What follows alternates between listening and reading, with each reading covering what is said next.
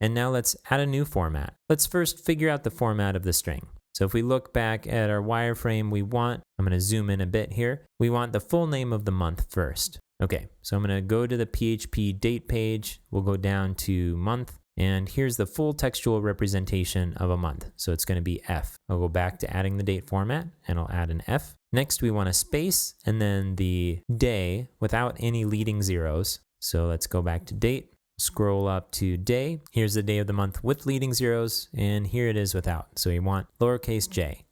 Go space j, and then there's a comma and the full year. All right, I'll go back to date and let's scroll down to the year grouping here. And it looks like either this or this works. This has some additional tweaking that happens. So let's use a capital Y.